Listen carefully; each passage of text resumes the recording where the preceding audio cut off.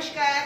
आज हिंदी की कक्षा में हमारा जो विषय रहेगा वो रहेगा समास। समास क्या होता है बेटा? जैसे हम जानते हैं कि हर जगह हर क्षेत्र में नई नई चीजों का विकास होता है, उसी तरह से हिंदी भाषा है या कोई और भी भाषा है, उसमें नए नए शब्द बनते हैं।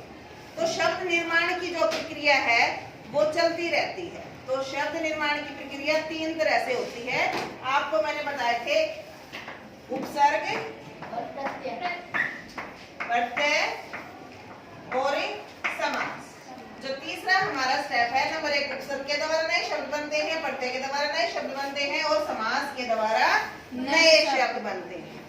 तो समास क्या है?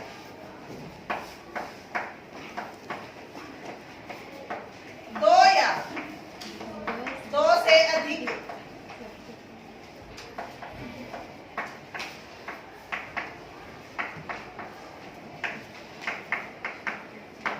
शब्दों के मेल से बना नया शब्द। जो दो या दो से अधिक शब्दों को मिलाकर हमने नया शब्द बना दिया, वो क्या हो जाएगा? समास। जैसे एक उदाहरण देखते हैं हम। उदाहरण के लिए राजकुमार, क्या देखा हमने? राजकुमार एक समास बना हुआ, एक सामासिक पद है। लेकिन कैसे बना है ये? राजा का कुमार। राजा का जो कुमार है, 1, 2, 3 शब्दों को मिलाकर हमने एक शब्द बना दिया, राजकुमार।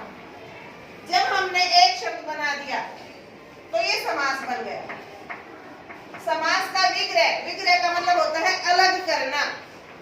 समास विग्रह का मतलब होता है अलग करना। तो अगर हम राजकुमार का समास विग्रह करेंगे तो क्या लिखेंगे? राजा का समास, राजा का कुमार।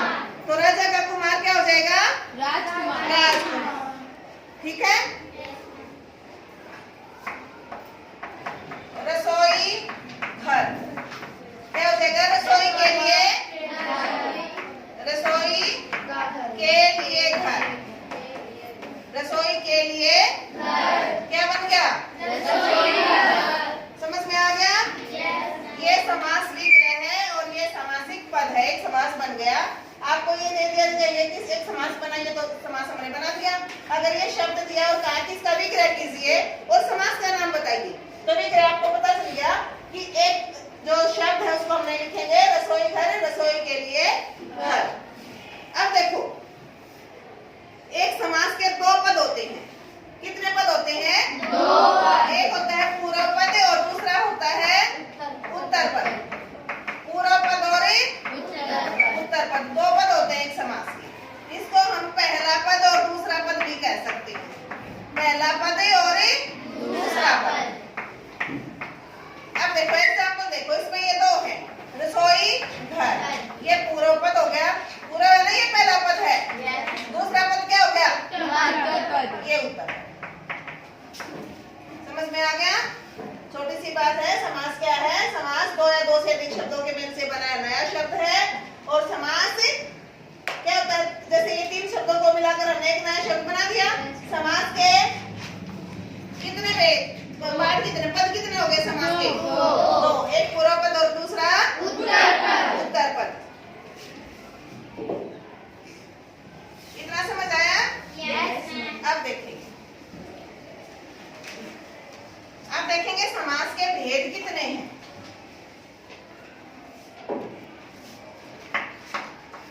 समास के भेद, समास के बेटा हमने 6 भेद करे। 6 भेद। जैसे सबसे पहले आएगा हमारा अव्ययीभाव समास। अव्ययीभाव समास। नंबर 2 है तत्पुरुष समास।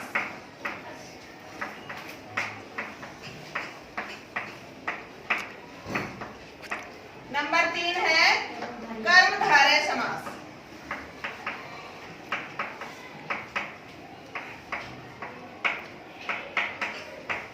नंबर 4 है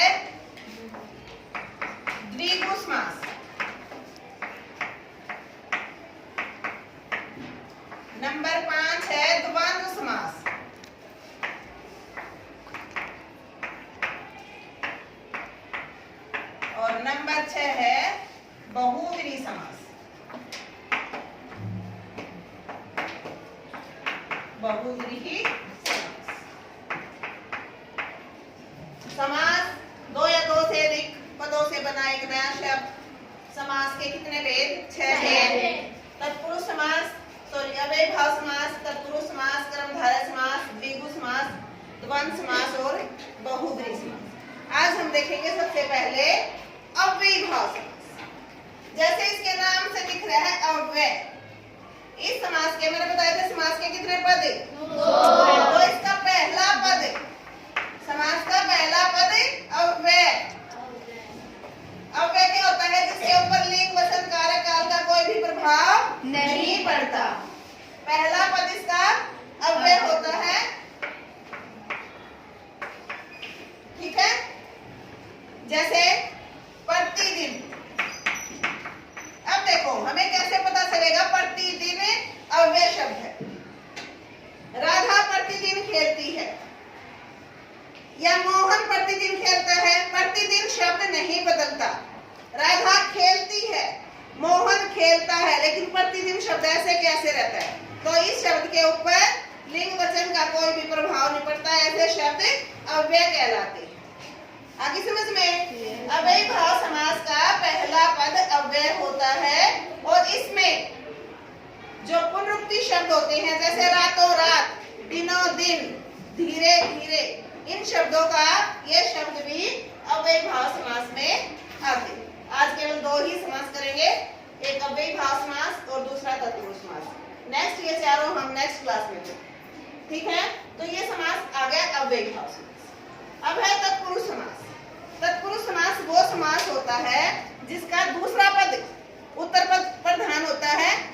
ठीक है? और इसमें कारक आपने पढ़े थे, कारक की 8 विभक्तियां होती हैं, लेकिन तत्पुरुष समास में 6 विभक्तियों का प्रयोग होता है। जब हम कोई भी समास बनाते हैं तो कारक की विभक्तियों का लोप हो जाता है। जैसे हमने पढ़ा था राजा का कुमार का संबंध कारक है, तो राजा का कुमार क्या बन गया था? राजकुमार। तो कारक की विभक्तियां विलोप हो जाएंगी जब हम समास बनाएंगे। उत्तर पद पर ध्यान रहेगा। कारक की विभक्तियों का प्रयोग होता है, लेकिन समास बनाते हुए कारक की विभक्तियां विलुप्त हो जाती हैं, खत्म हो जाती हैं, लेकिन विग्रह करते हैं तो उन्हीं का प्रयोग होता है। समझ में आ गया? Yes ma'am. आज हम ये 2 ही करेंगे, बाकी 4 हम नेक्स्ट क्लास में करेंगे। धन्यवाद।